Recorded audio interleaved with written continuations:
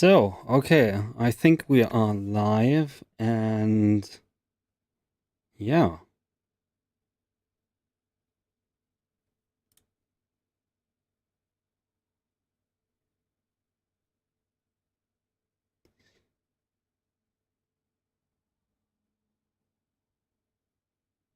Okay, so sorry for just looking at the monitor for like I was not able to do anything. So, the goal today here is actually um get my Akko keyboard.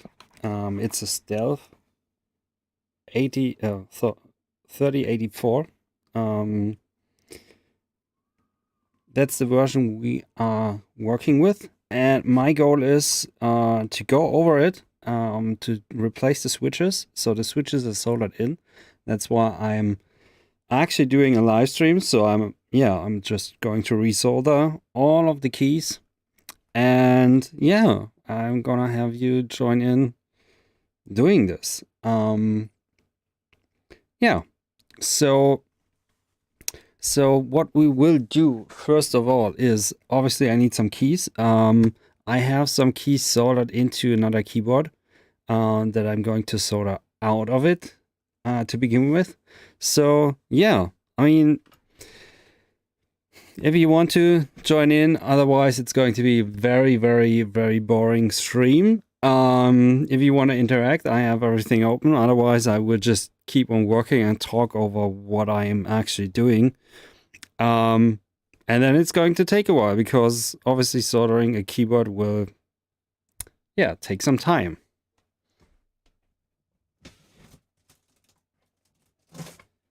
So what I thought of is I have this old board that has a defect. I don't know, some traces on the board are defective, and that's why I'm now going to desolder all of the switches, which are, I think, Kailh box black, if I am correctly.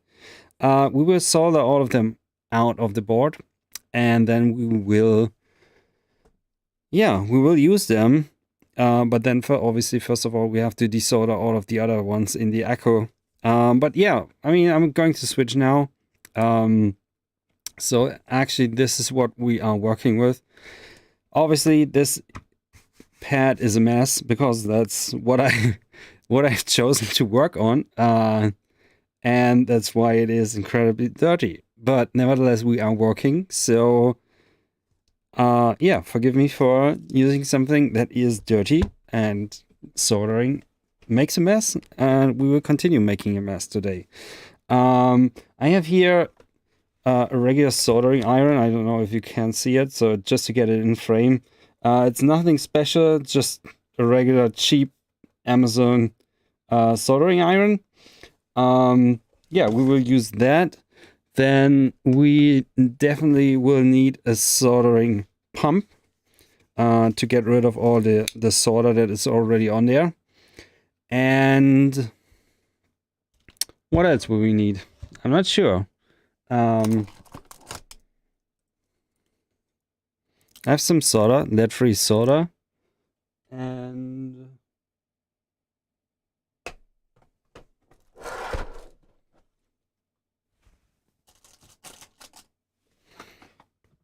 I mean, I have a bunch of stuff in my boxes, so let's maybe go over what I have here.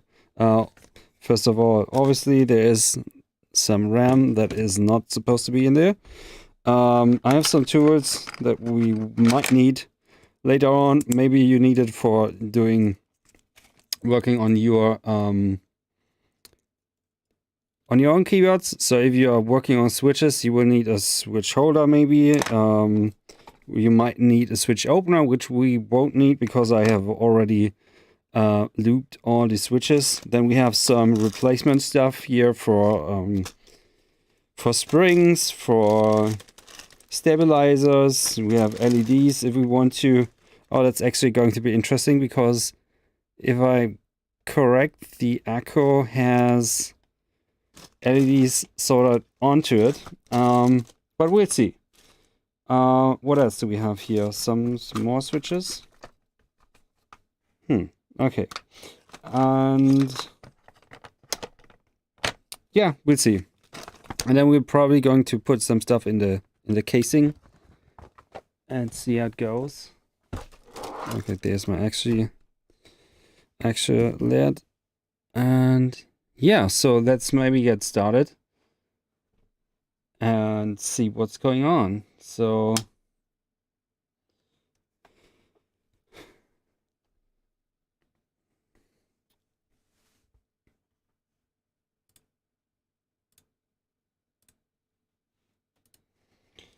maybe let's write something in the chat. I don't know, it's the first time for me to, I can actually edit.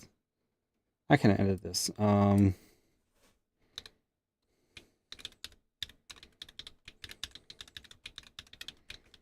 So let's just update the live stream. Which version was it? The Echo? I'm not even sure. Echo 3084.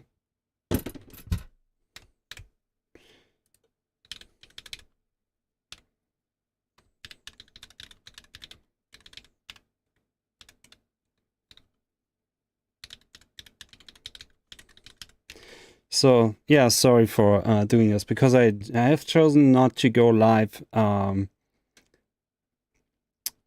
a schedule, but just do it on the fly. So I have to now change the description. Otherwise, it's just going to say, "Hey, here's a live stream." Obviously, we don't want that.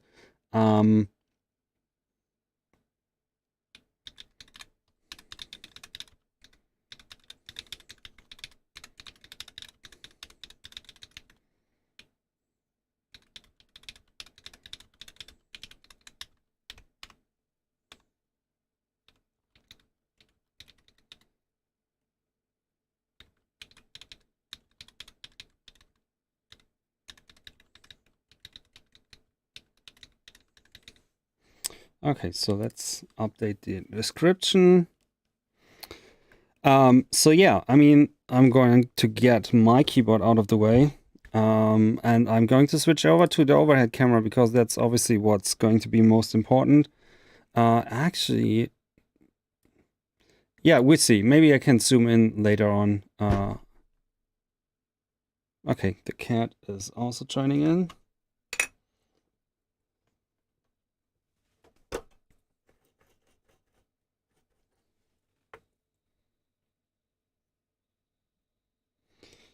Okay.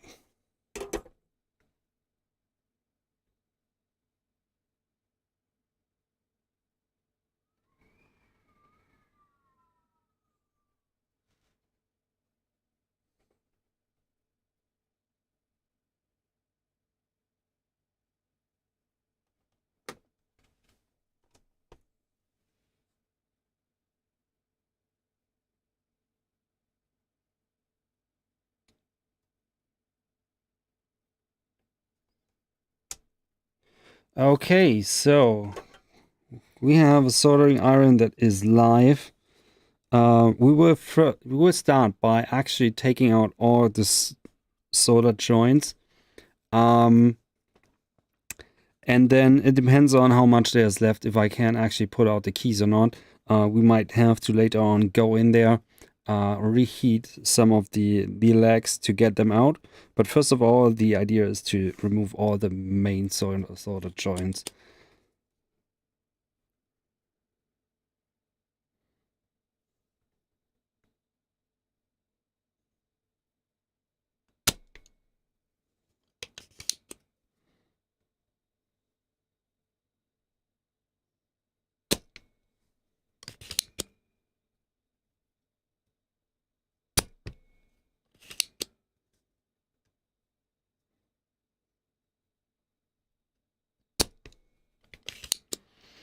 So yeah, I'm not going to have you look at my head for the whole time. So maybe we just disable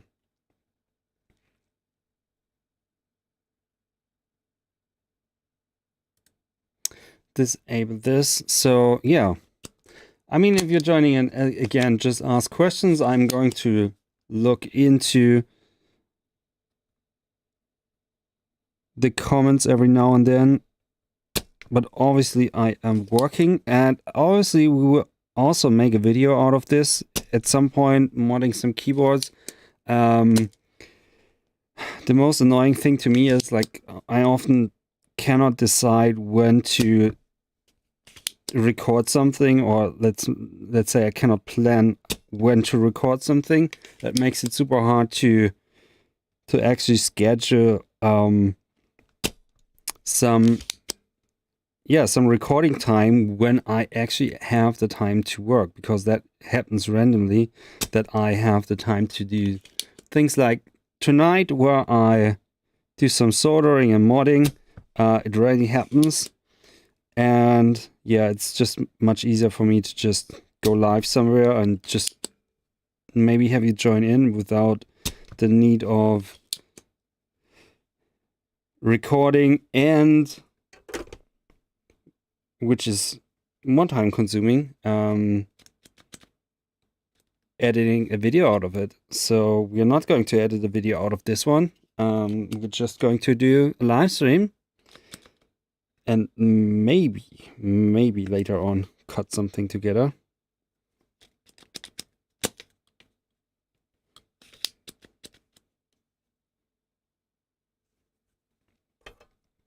Just maybe.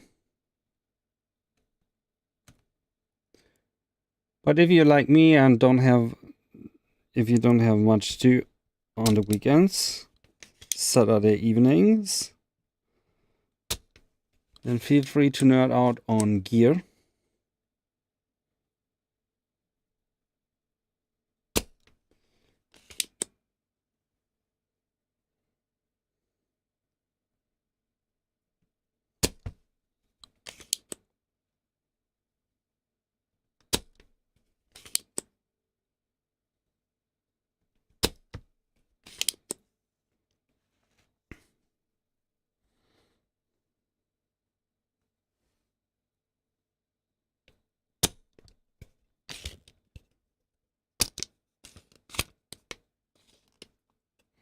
Yeah, sorry, it's just the microphone is directly where I actually put my desoldering pump, so you will necessarily hear it. There's no way around it.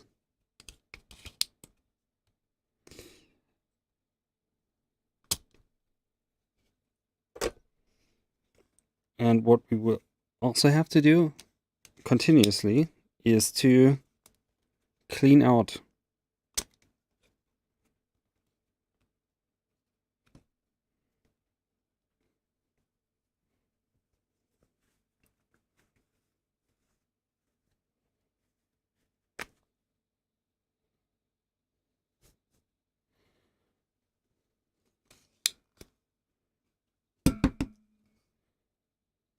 So that's actually what happens all the time. So you have this chamber here, which is full of lead, or it's going to be full of lead over time.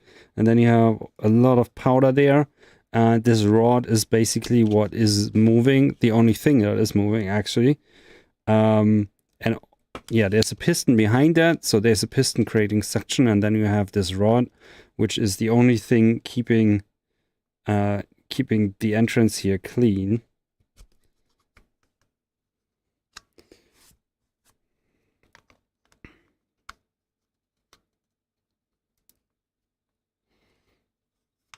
So, okay, now we have suction again. Yeah, it's going to take some time actually,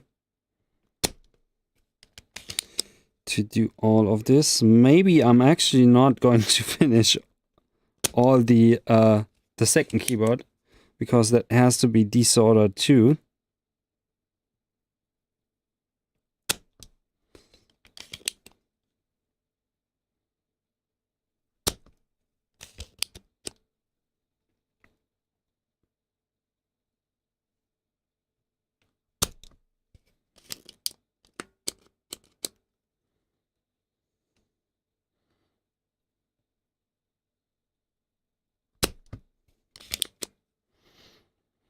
But there's no no good way of explaining how to desolder effectively. So the worst thing that can happen is if you are desoldering something that you intend to use again, that you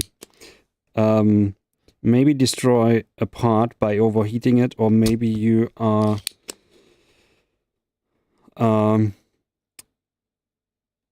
overheating the PCB in terms of not necessarily getting the legs of the element that you're soldering, but also putting too much heat into the pad that the solder has to attach to on the PCB. And that's when what can happen is that it detaches from the PCB, and then you have no point of contact where you can solder to again. So that's the most common issue that you might have, or that might cause a PCB to not work anymore, or a device.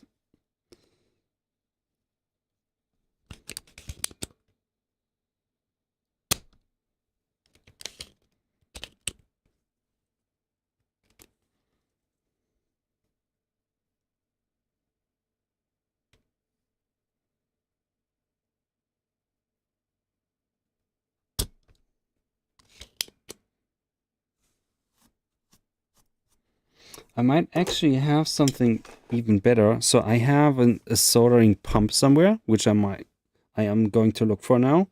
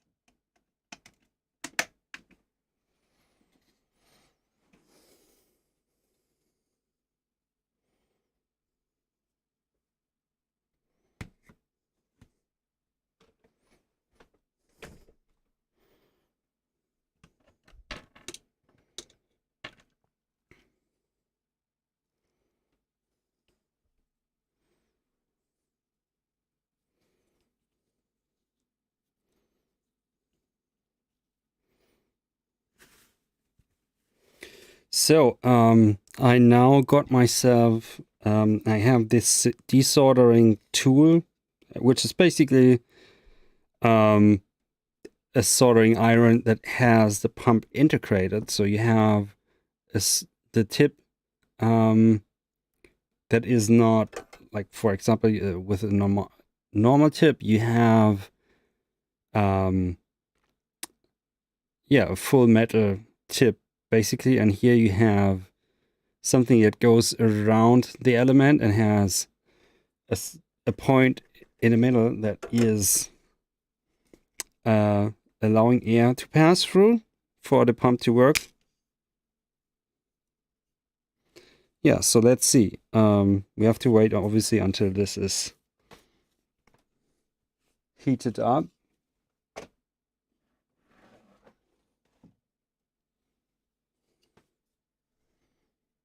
Which is going to take some time, because obviously this is not the most expensive tool.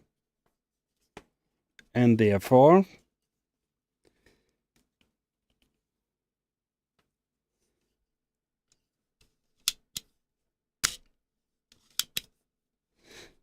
but ultimately it works the same way. Just to go over it, you will put the tip around the element that you want to desolder, and you keep it there to warm it up, and eventually the solder is going to melt down, and then you hit the button to suck it up. Obviously there's no magic behind soldering things. It's just like getting used to how things warm up, how hot things need to be, for you to work efficiently without destroying things. And then it is a matter of understanding if you're, especially if you're soldering and not desoldering, how heat transfer works in terms of where liquid solder is going to go, which will always be the hottest point that it will be attracted to. And that causes some issues with newbie solderers that do it for the first time. And they don't understand that your soldering iron is always the point where the solder wants to go towards. But yeah. So let's see if we can actually... No. Still not hot enough. No. Yeah, it's taking quite some time. These cheap tools, obviously, they don't have a lot of power in terms of they don't draw a lot of wattage. And then, therefore, it takes, yeah, some time.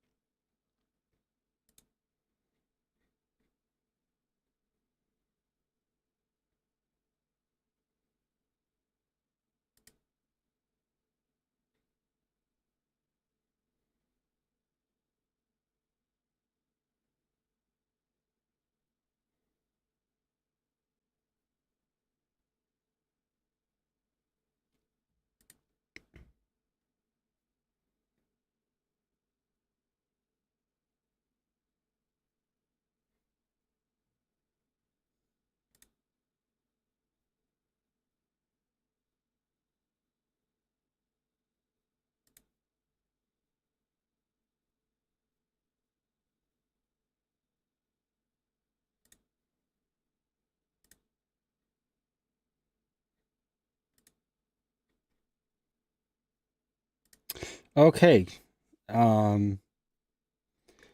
Let's see if we can actually do something. Oh, is this hot enough now?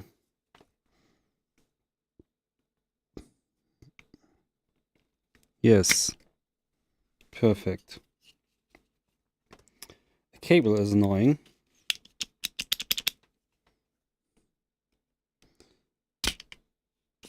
But it should make the whole process of desoldering a little bit faster.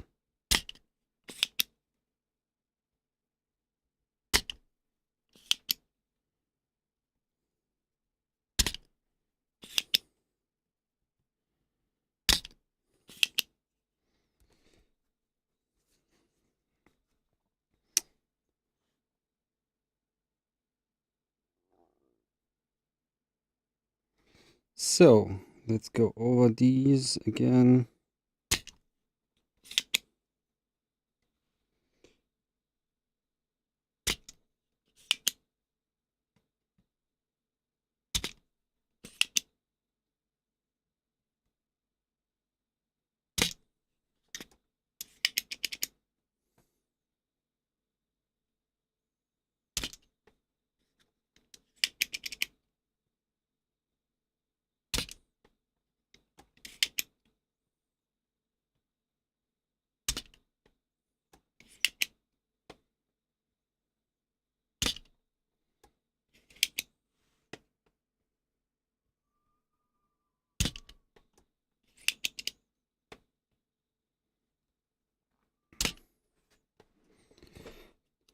And the most annoying thing about these desoldering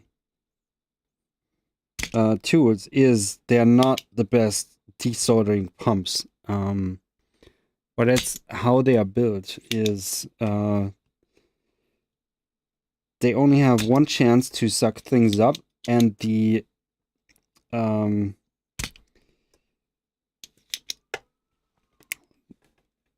they're not as efficient as a real pump in terms of the under pressure chamber that is in here. So we will probably have to go through them again with the regular solder pump, but the main issue of getting most of the solder off is a bit faster using these desoldering tools. Sometimes it works perfectly if you can get it flush to the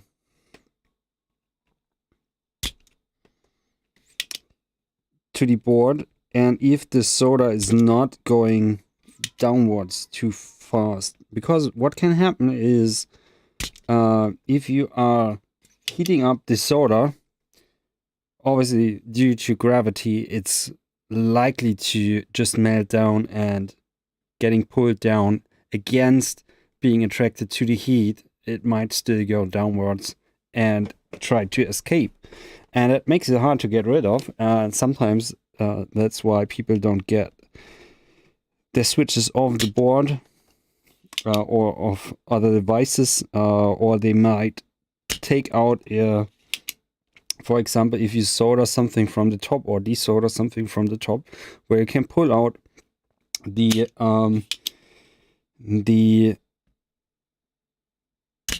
actual part, you might find yourself in a situation where some solder has melted downwards and you will not get a new part through the holes and through the PCB to resolder it from the other side.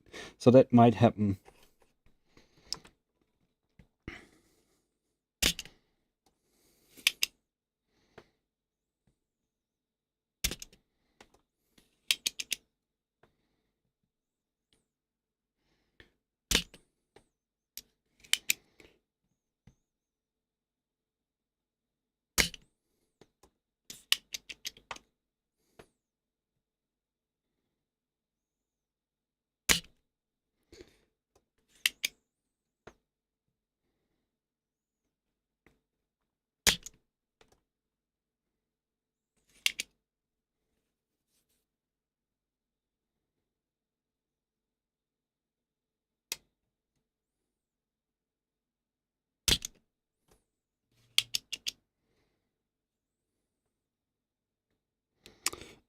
Where were we? So yeah, other than that, it is actually quite boring to desolder keyboards. It's much more fun to solder them again, which I might be doing with this keyboard. So there are some things I want to do. For example, for now I have the Kailh CS Matcha Green in there. They're soldered in, but still the stems are quite wobbly. For now I have put some cherry keycaps on them, because they are obviously not as tall as some of the other ones like SA keys or others, like for example the drop MT3 or M3T or however they are called, or for example the from Kailh they have a line of SDA or I can't recall. Oh, their ASA profile. And with taller keycaps, it's super annoying to have such wobbly keys. Yeah, at least to me it is. And yeah, I might try the new Kailh CS line with the box stems. They're supposed to have less stem wobble, but we'll see.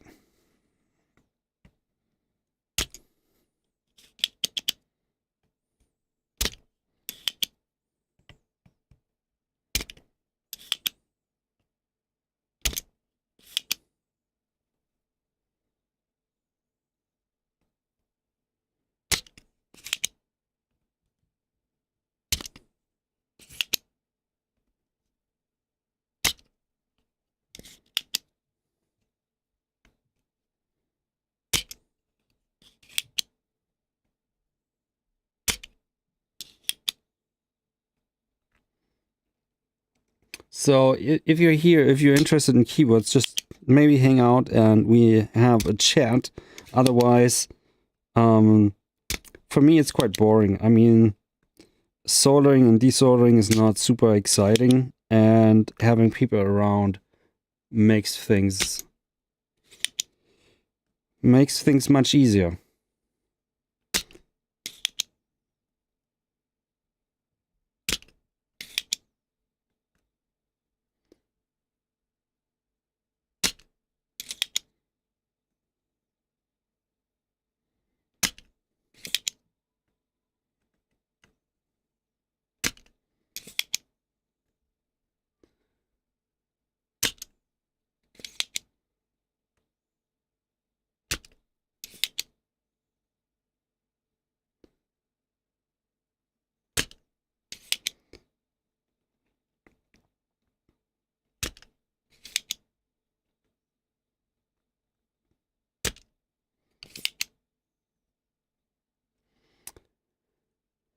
And speaking of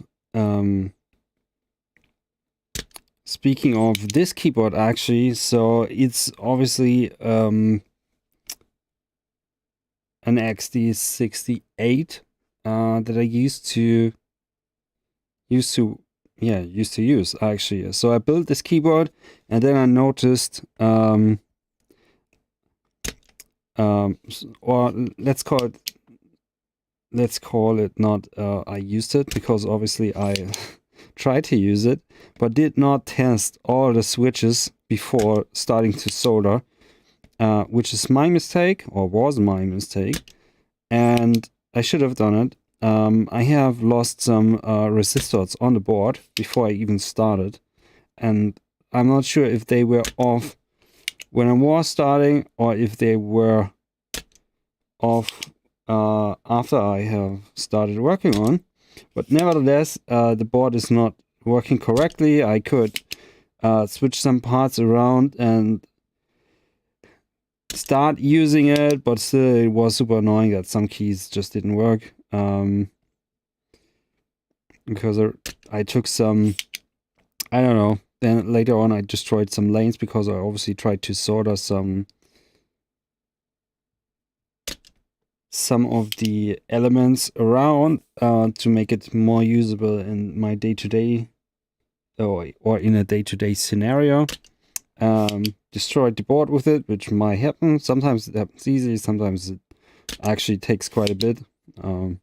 Maybe there was some crack or something in the board itself, but I didn't have the patience to go through all of the traces and pull some manual traces. Because I think pulling manual traces depends on where they go, because obviously some traces have longer, or some traces are longer because they go all over the board to reach the controller and stuff. So if some keys over here are not working and you have traces going all over the place, I'm not going to pull like something from here all the way down to where they're supposed to go, because otherwise you don't have much connection points. There's nothing basically except the pad, and then it pops out of wherever this goes through. Yeah, but that's basically what happened. I wasn't mad about it, because obviously these boards aren't super expensive. They are not feature rich. Yeah, you can get them for like 20 bucks, I think, even. I'm not sure. I haven't looked up the price in a while.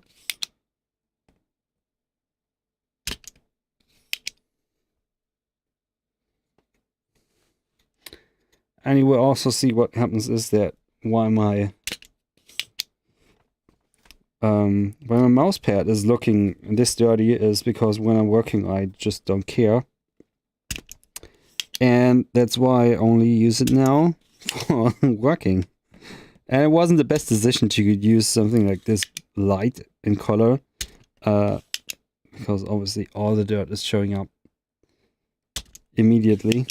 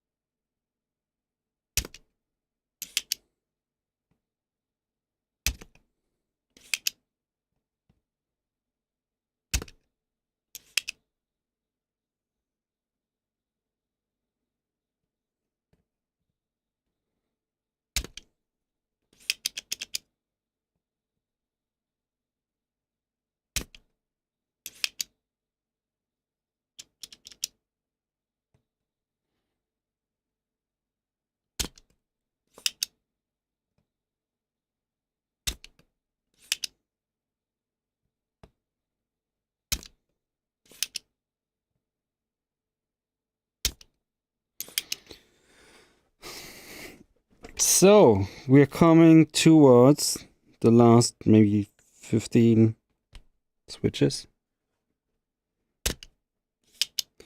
And then obviously we will have issues pulling all of them out because of some of them. They will still have solder on them.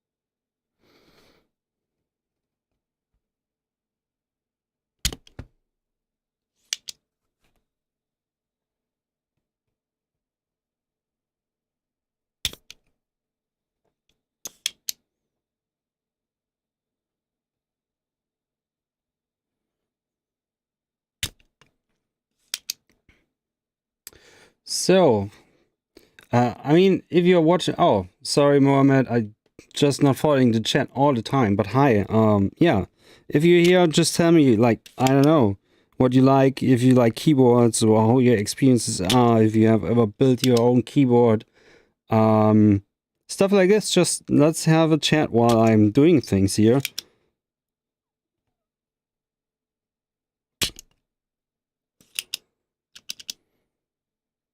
So let's see how it goes. I think I have most of the solder off. Yeah, we'll see. So yeah, that's now the issue of where to put things.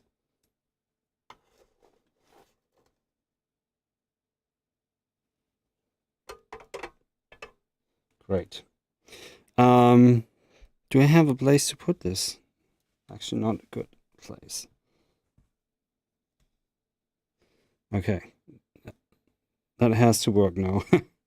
Okay, so now let's get a switch puller. And see which ones we can get out. Obviously, I will not get all of them out. This one looks good. That's switch number 1. So let's see which one we can grab, and then let's figure out which ones we still can't.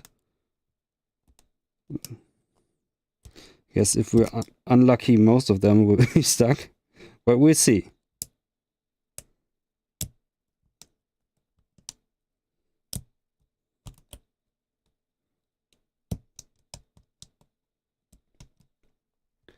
we'll see. So, okay, so you haven't built a keyboard yet. Oh, so that's fine. I mean, if you enjoy your membrane keyboard, that's fine. I have, for example, I have a Windows Surface tablet, and that basically has a membrane keyboard and actually has really decent typing keyboard. But sometimes, I don't know, I just enjoy for longer time typing. I enjoy more using a mechanical keyboard. But yeah, if you're interested in that, I mean, look up some videos like these. You can actually get some really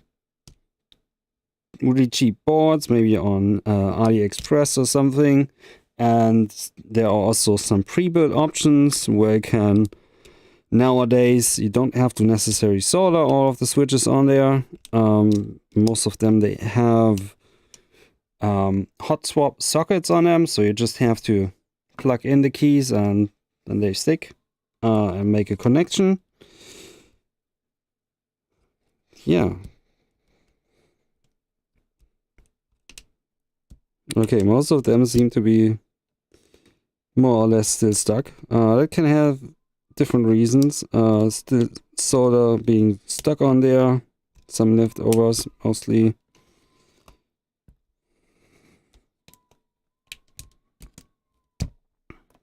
But the ones we can get, we obviously don't have to bother about. If we can get them out, then that's fine. The other ones we are going to reheat and then take them out or use the other pump. Depends on how many there are. Oh, geez. Oh, so yeah, if your budget is low, I mean, it depends on what you want to do. I mean, switches, they're not the cheapest. Like if you go the route to build a custom keyboard, there are really affordable pre-built mechanical keyboards for like maybe 35 US or something.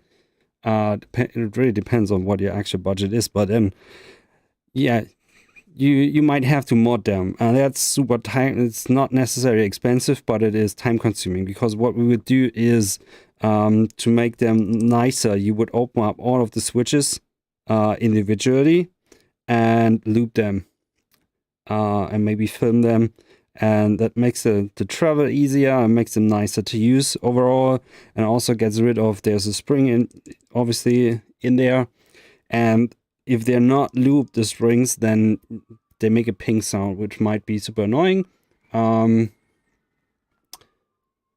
That's why we actually mod all of the individual keys separately. So, oh yeah, you found the Royal Clutch 61. Obviously, yeah, depends on your layout too. For example, these ones, what I use, because I'm German and I need to use some of the buttons, so I obviously need a function key for some things because of the keys that are missing. I don't necessarily need this row, but I need an Alt and an F function key on here. Sometimes I'm happy to have a control key too, but I need to write characters in US International Keyboard on Windows, because I need to make umlaut or stuff like this, where I need to press Alt and an actual key. So I'm not necessarily a fan of, for myself, for the 61% keyboards, but if you don't need the special characters, that's super fine. And also, for example, I'm using keys like the arrow keys all the time, and I haven't made the switch to a keyboard that uses functions or function button to assign the arrow keys.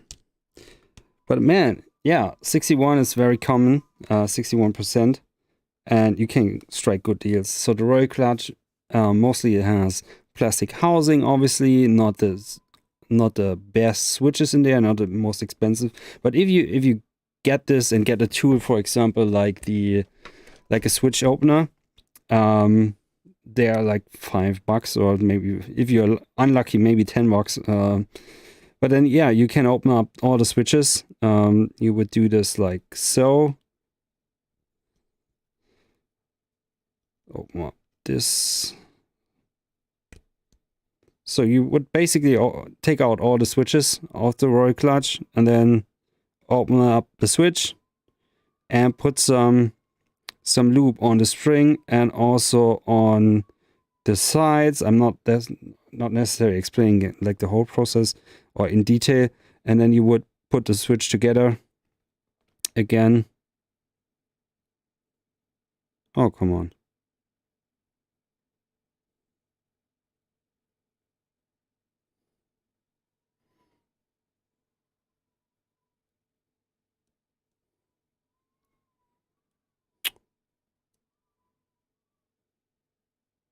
Okay, yeah. Then we would put the switch together again and then go through all of the switches to loop them and loop the stabilizers so they're not as clacky anymore. Now I forgot where I was. And then I think the royal clutch can be... Oh, so you're Spanish. So if you're Spanish, obviously you need some special characters. And yeah, for me, I don't know, I need...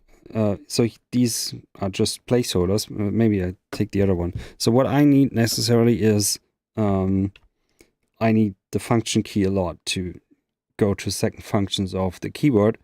I don't know where your characters are necessarily, but I use, for example, instead of switching between the German layout and the US layout, I found that most of what I need to do is integrated in the US International, I think it's called, or English International. Yeah, it's called United States International on Windows, the keyboard layout that I use. So I can use the O umlaut, like the O with the dots on top of it or something like this. I can use that just fine on there.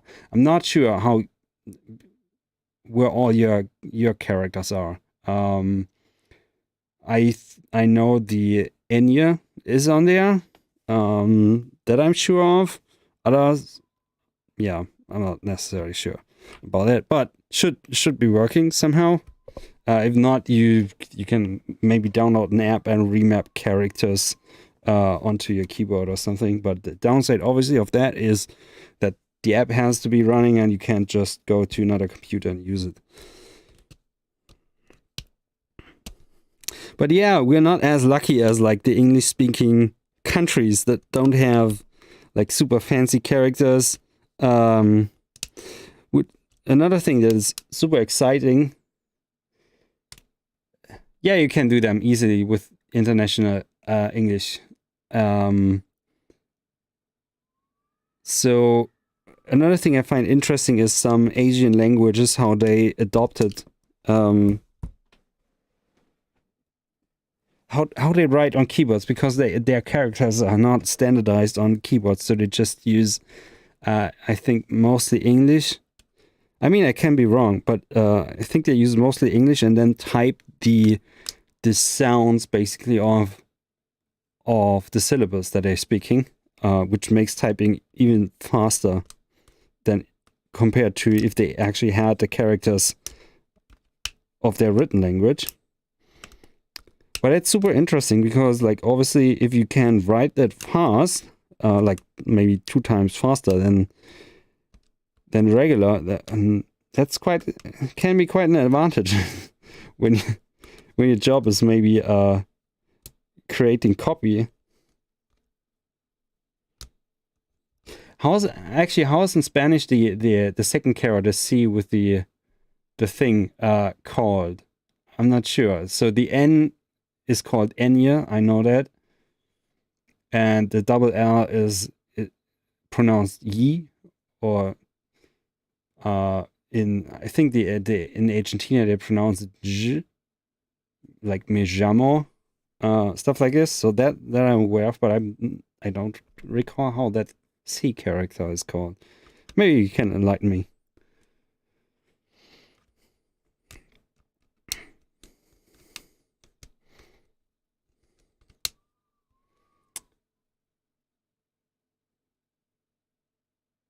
Yeah, but maybe write it in Spanish. So I used to have Spanish, learn Spanish for 1 or 2 years in school. So not much is stuck, but like when you write it, I can actually make sense of it, like how it's pronounced, at least.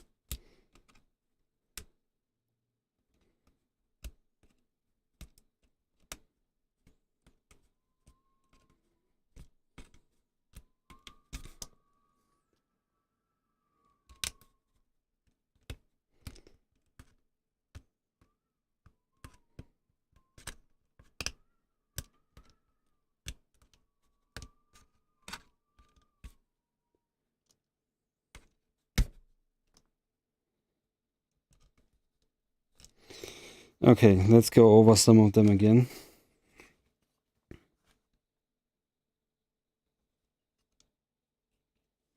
It's quite hot.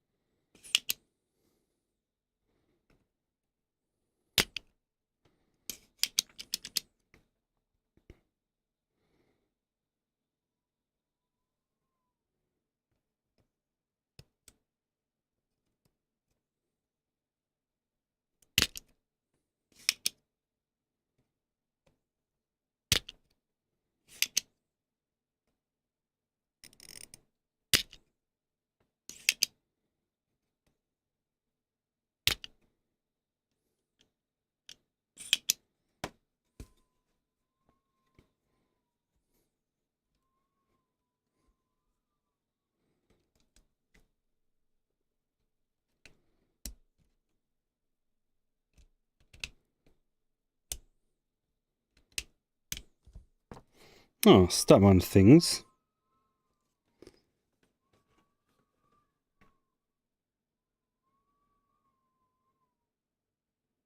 Yeah, and I kind of know how it's pronounced. I just don't know how the word for it is in Spanish.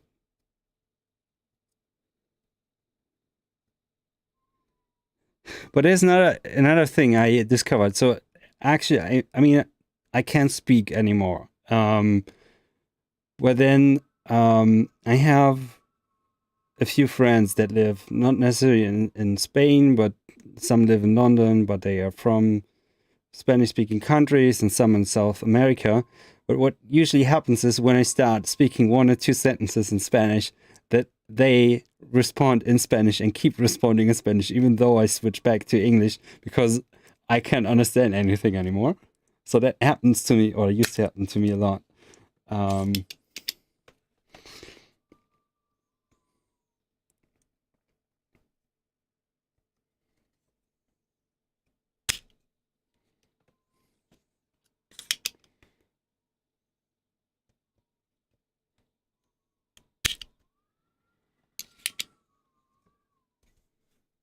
Yeah, see? And there's another fun story. I'm not sure if I can actually talk about it here.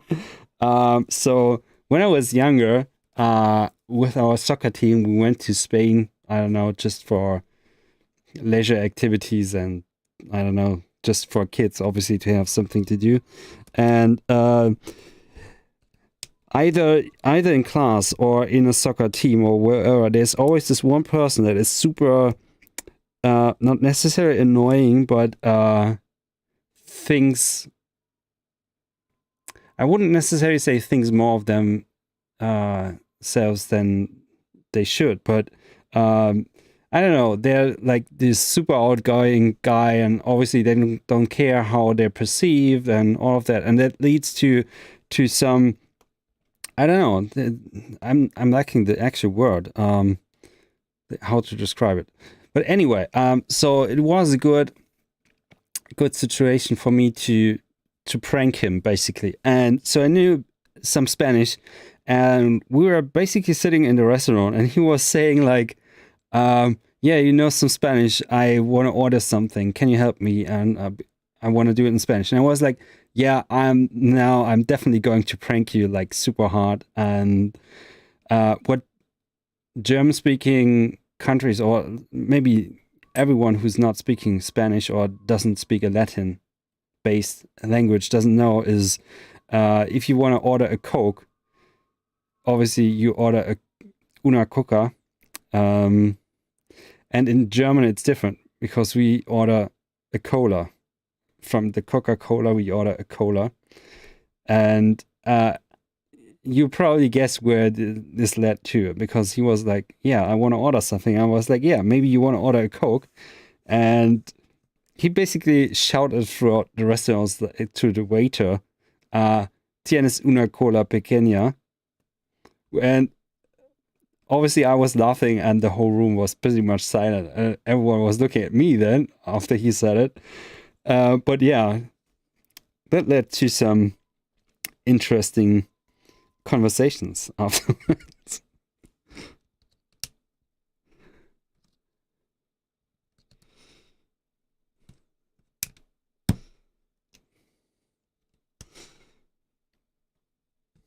Yeah, it's something like your teachers make you aware of, like, hey, if you want to order a Coke, just don't say this.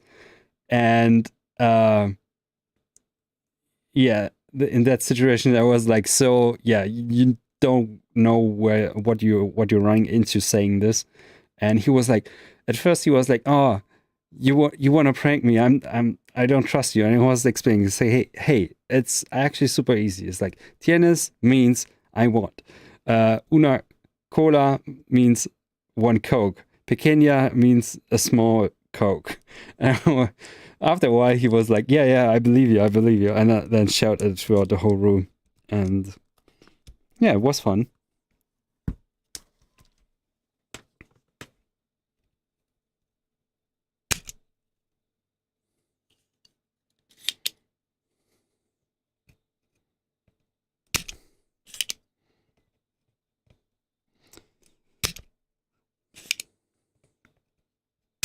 I'm not sure if I actually can show you what the main issue is, like with the desoldering things is.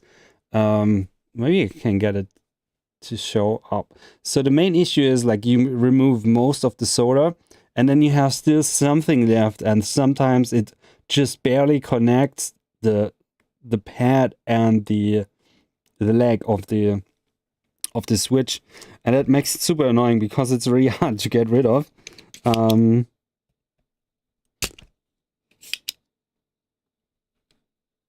But yeah, it happened with most switches, obviously. So let's figure out if we can... Maybe I missed some solder joints even.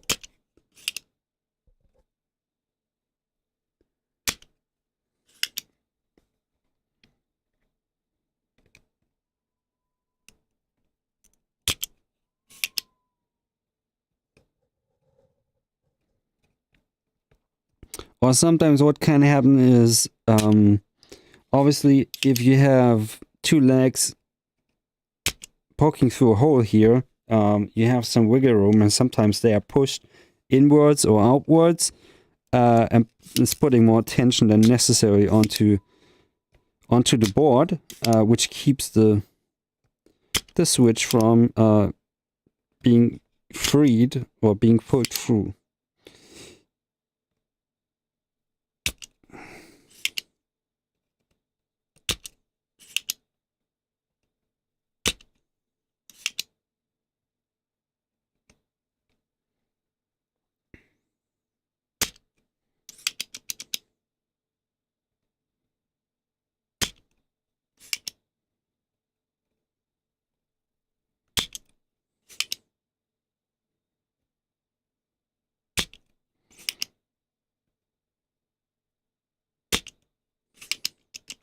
But don't think if you're like now getting into keyboards that you will have to do this. So there's tons of boards that have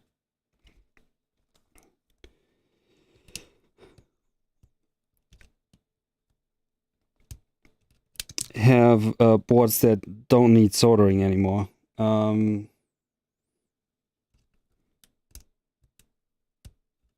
And there also, what I recently found is, so usually how it goes here is, obviously if you if you have a PCB that needs soldering, obviously there's nothing on the back. If you have quick connection, obviously there's a pad on the bottom where you just have a socket, obviously for the two legs to go into. And there's even now, if you actually want to use something like this, because it's cheaper to get something, but it's not necessarily. So they make sockets to go into here that you can make a board like this, being a hot swap socket board, but then it's not price effective. Because yeah, if you order parts and parts and parts and make something like this, a hot swap board, you can maybe just buy one to begin with. So, you're asking how I am? I'm fine. I mean, it's Saturday evening. I have nothing to do except for, my decision was either to work or to do this, which is not necessarily work. I mean, it's time consuming, but I don't consider it work.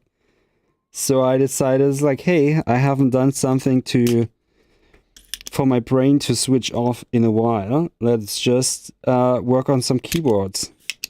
And yeah, I'm using this Akko keyboard that I actually want to mod. Basically for my living room thing. So I have this one here that is pretty much built. And the other one that is, yeah, I bought it. It is a pre-built keyboard. And yeah, some things I don't like. And also another thing, if you have a soldered keyboard, maybe I will show this later. So if I take this apart, there are some things that you can't get to when the switches are soldered, in most boards, obviously. Where you have to desolder it, and that's the stabilizers, because obviously here you have the space bar, for example, that is supposed to go here, and then you have two more stabilizing things here, which is a wire underneath here, and then you have these plugs for, them helping to stabilize, obviously, the key. For if you press it on this side, it's going down on this side as well. So that's what it's for. And if they are not done well, so you can mod them, put some loop in them, also make sure the wire is even, because if the wire is twisted, you push down somewhere and the other one is still not at the same level, and that causes some issues. Sometimes it causes rattle, it causes for the spacebar not to go down evenly and all of that. So yeah, that's something you cannot necessarily or not easily do if you have a soldered board, and it's annoying on this keyboard. So that's another thing, a reason why I want to desolder it, is to mod some of the keys and the stabilizers, and to also replace the keys. Man, some of them are really stuck in there.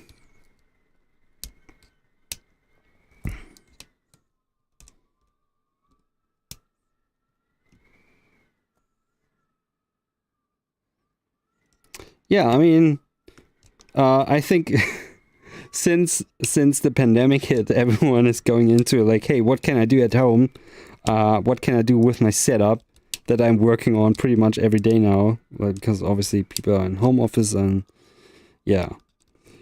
And obviously, I think, I mean, if you're using a device and it's for a reason they are called input and output device, I mean, the printer is an output device, but your mouse and keyboard are input devices.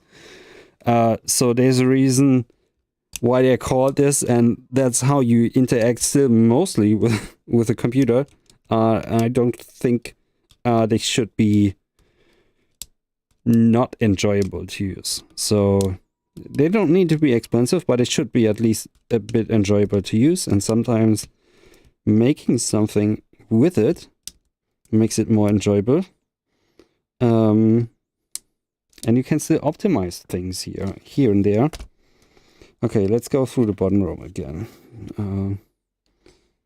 because I'm losing patience with it.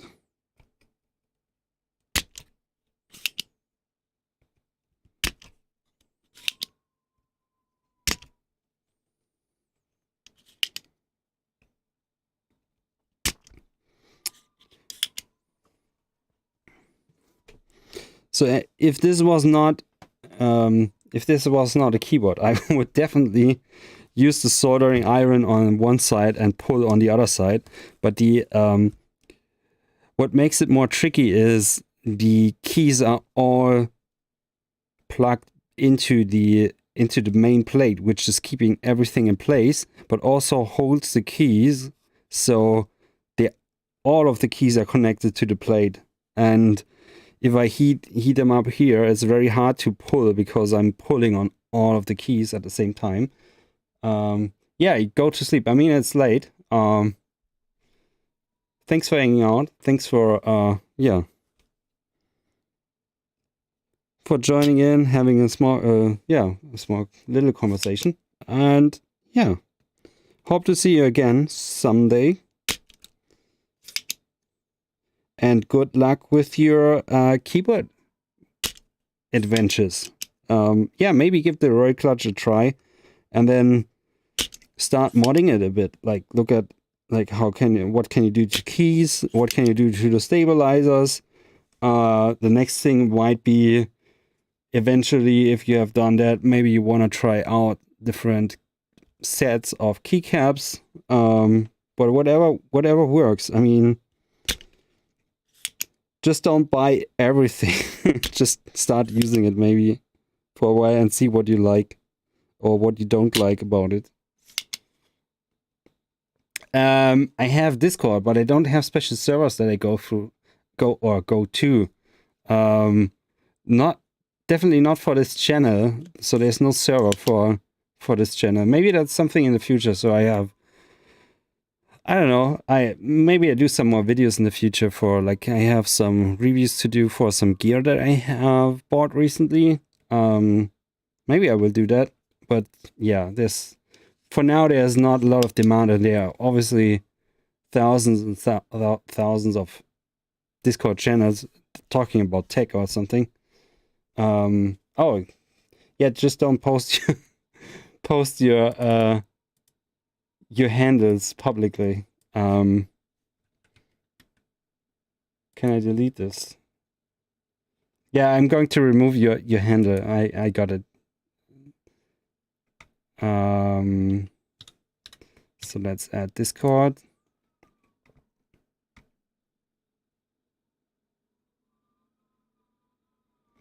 Yeah.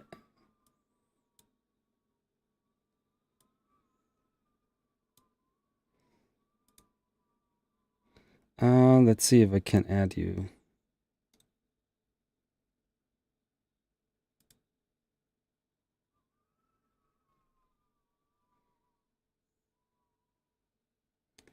Yeah, I'm just doing it now.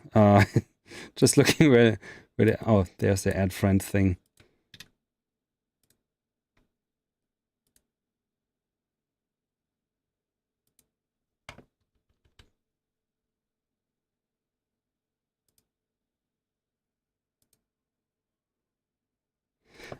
Actually, it's asking for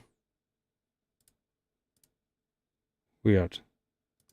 I haven't done that in a while. So it's asking for like these Discord tags. The username is okay. Yeah, that's been that.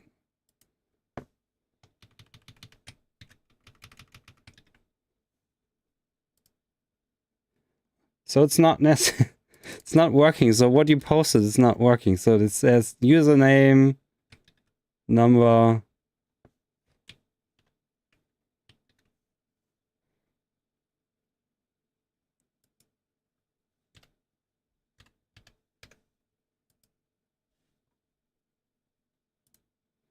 Yeah, it says your username is not available. I don't know. Maybe post it again. I will try.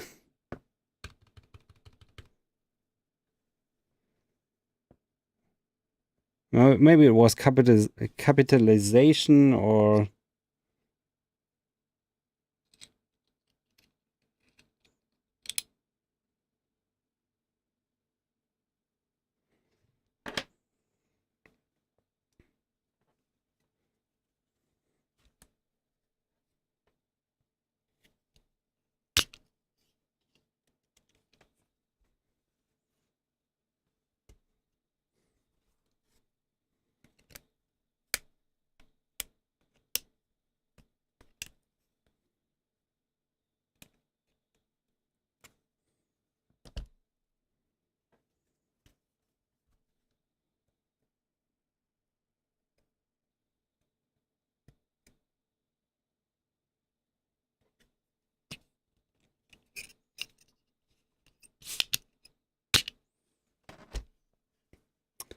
I'm not going to say.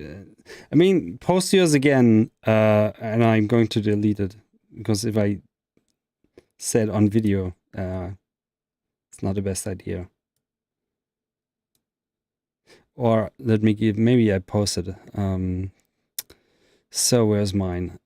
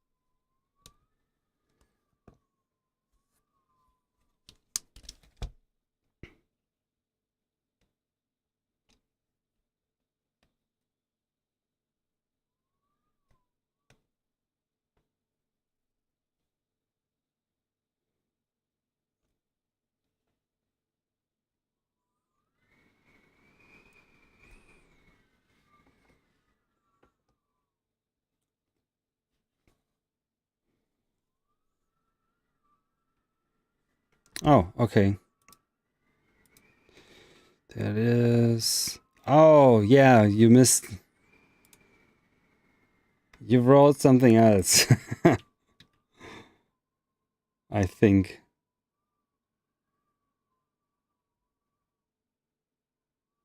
Weird. I don't know. It's working now. Okay, yeah, go sleep. I'm going to delete that one. Talk to you soon.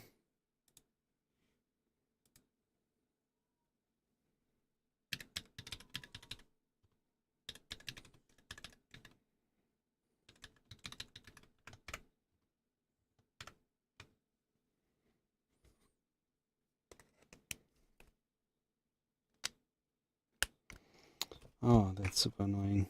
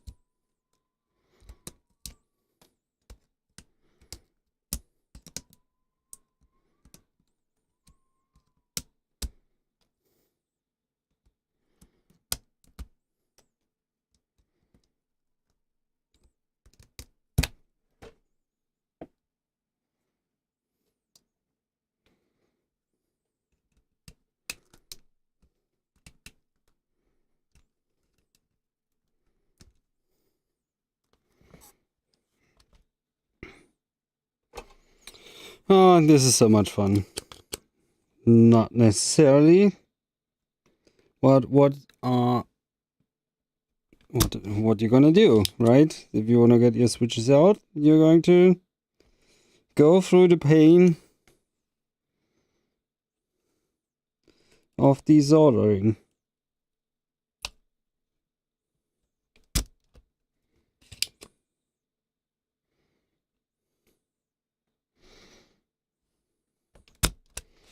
So yeah, the main issue is when you're soldering and getting more solder than you need, so it will be pulled through the PCB on the other side, and maybe you get a blob on there, and it's going to be fun desoldering it.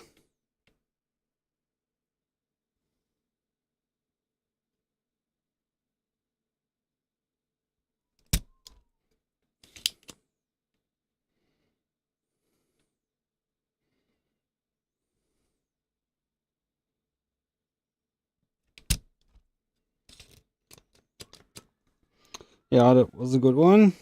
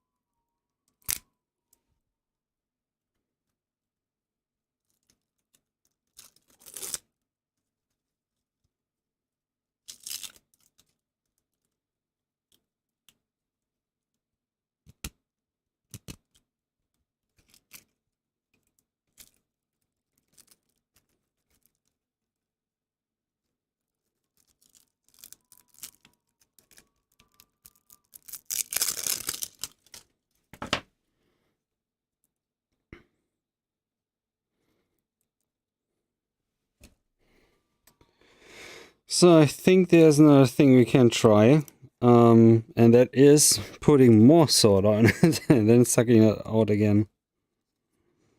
So which ones were the ones? Let's try down here. So how you would do it, first of all, you need some solder on your tip and make it all fresh. And you would solder it again.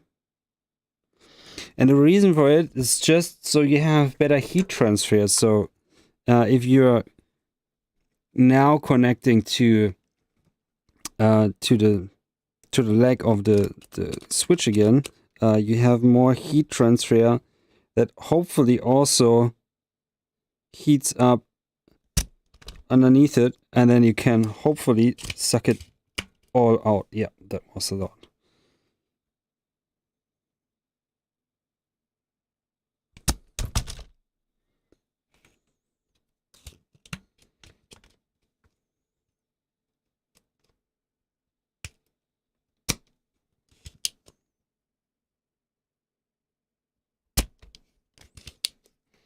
So let's try that.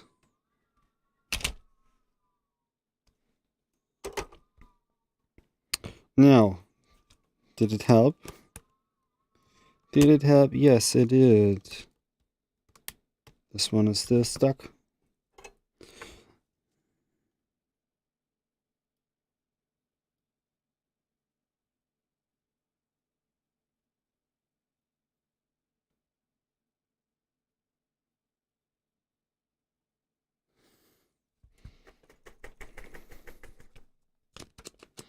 And how you do it, so for these switches that are still stuck on here, so the main issue is they have solder on the other side of the PCB, very likely, so underneath the switch and the PCB basically. And it's very hard to get it out, and if I have pulled out all the solder on top of the PCB here, I don't necessarily get enough heat to melt all of it down there and to transfer it up via suction again. So it's easier to put more solder on that is melting down, connecting with the other solder, making it all liquid again, and then suck it up. So that's the idea.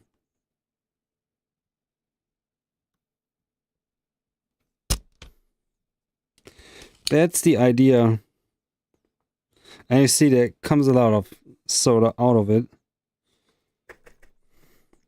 I didn't put much on there, just to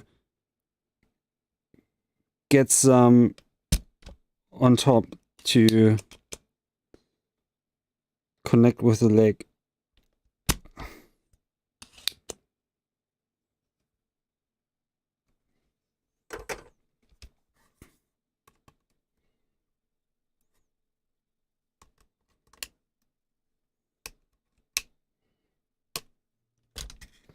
Right, this one didn't necessarily help. Maybe we have some bent legs.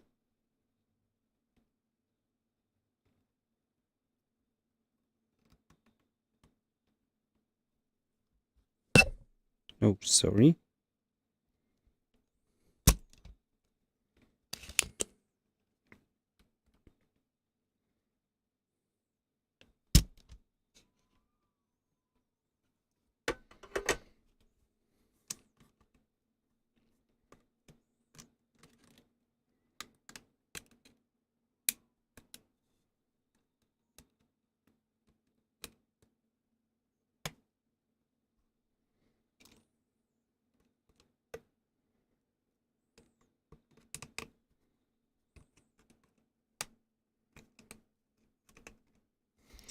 I think this one I can get just by heating it up.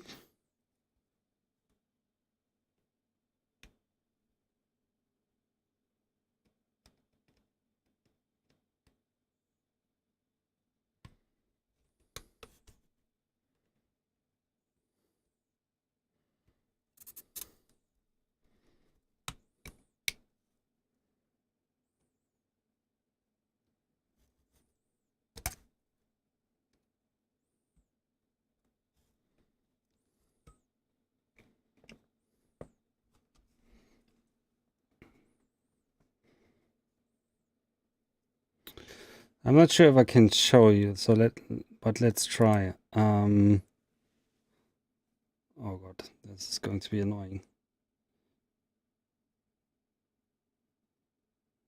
So there you can see it. So that's pretty much when you have leftovers of solder on there, but you still have to put it down there. And what we will do is to clean all of this up by running the solder iron over it. So you will basically pull off most of what's on there.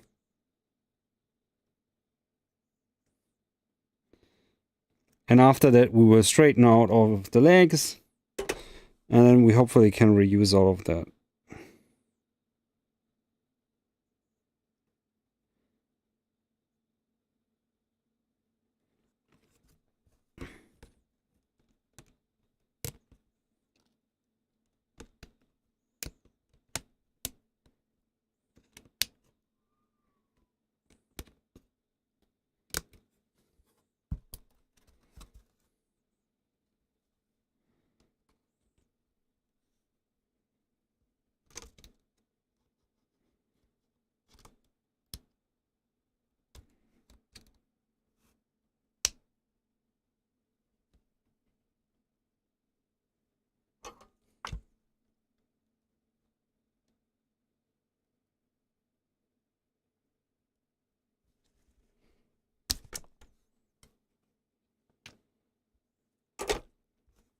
Man, I have to do this the other way around. That's annoying.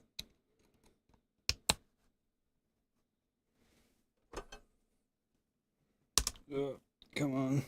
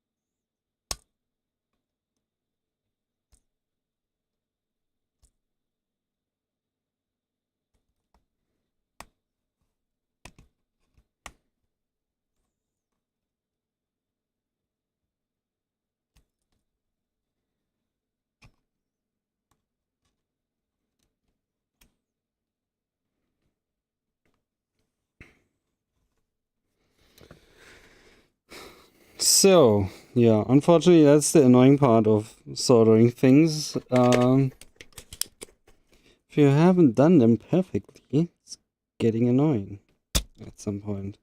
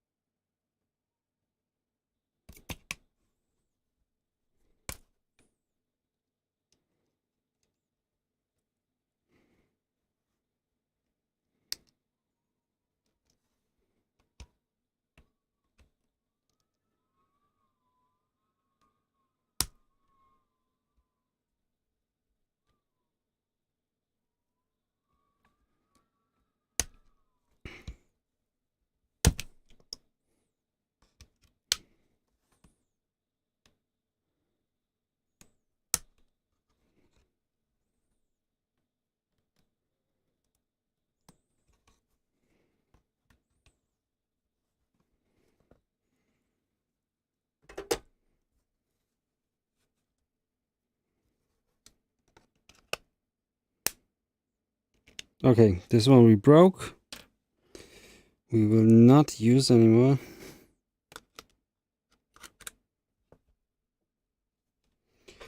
That one we can work on.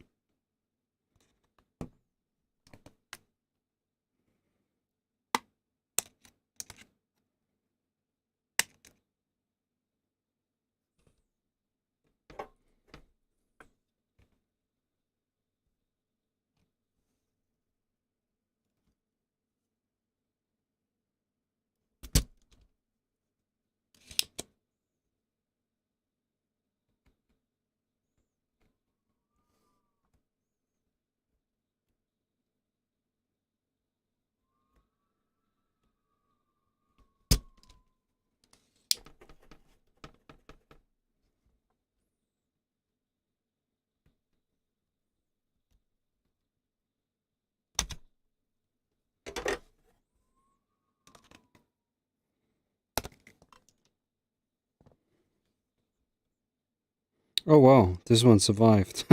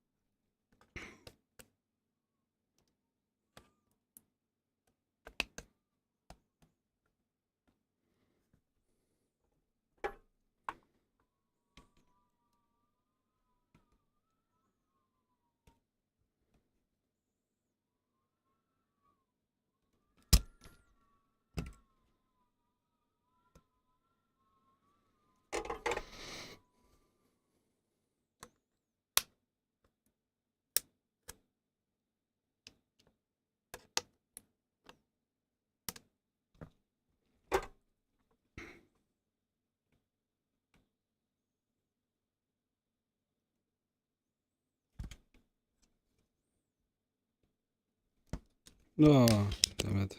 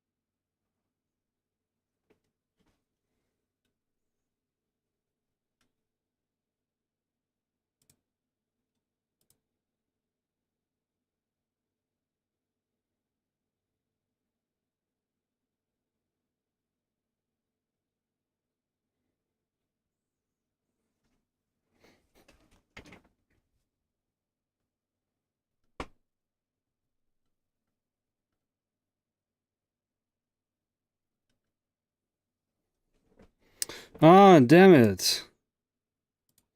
So we have most of the switch.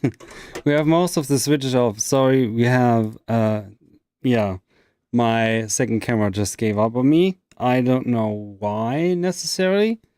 But yeah, I mean, I have only 5 switches left, 7 switches left. It's super annoying to get them off, but yeah, I will not finish the whole project because obviously this took me longer than expected. And then I have to resolder the other keyboard because I can't mod it yet. Maybe we will not replace the switches completely. Maybe we'll just pull those out that keep me from getting to the stabilizers. But then I don't have much hopes for this to work because most boards require all of the switches to go out. But we'll see. But for now, today I will finish this project. So we had most of the switches, we sorted them out. The only thing that is left here that I will keep is the stabilizers. So we have a bunch of stabilizers here that are custom. I think these are Everglides, so I will keep them. I will reuse them eventually. And yeah, or maybe let's go see if I can pull. Okay, this switch is broken now. I mean, if I pull too hard, I will obviously break the switches, but I have a few spares, so it wouldn't be that bad. I just don't want to risk losing all of the switches. That would not be fun. Okay, now we have only 2 left. Ah, come on, we can do 2. We can do 2 switches.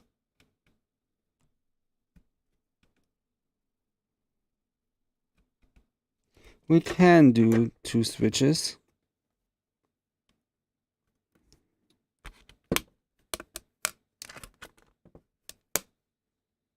Okay, this one is out too. And this one is out. Okay, so we have the plate off of the board. And now obviously we have a stabilizer that isn't even connected anymore. So that's what can happen. And that obviously is what you have to modify and to look out for. Jesus, this one is not even going in anymore. Okay, so this is basically the board. We have the stabilizers in there. I think they are Everglide, so I will take them off. Obviously, they're just screwed in. Then I will clean them and I will keep them because they will not mount on the other keyboard that I intend to mod. There we have plate mounted stabilizers only, which is a thing, but we have, I think I have some, I have some stabilizers that are to be mounted on the plate and not glued in, not screwed in. Yeah, we'll keep the plate. So for now, I have, with my other keyboards, I have a second board that is exactly the same, but it has a carbon fiber plate. So I have some ideas. What I want to do in the future is also get another one of these boards. Use the aluminum plate instead of the carbon fiber plate. Maybe I can get another material, maybe some plastic or something. That would be nice. And then I want to try out modding the board with sockets that make this board hot swappable. And then I want to try out maybe some new switches, some other switches that are not as scratchy as the Kailh Blacks, but also not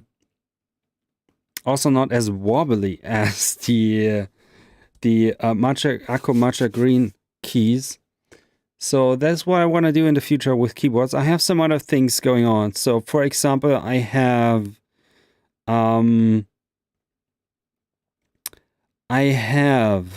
what do I have? Actually, I have some laptop reviews that I want to do. So for example, the Surface Laptop Go, the Surface Pro 8.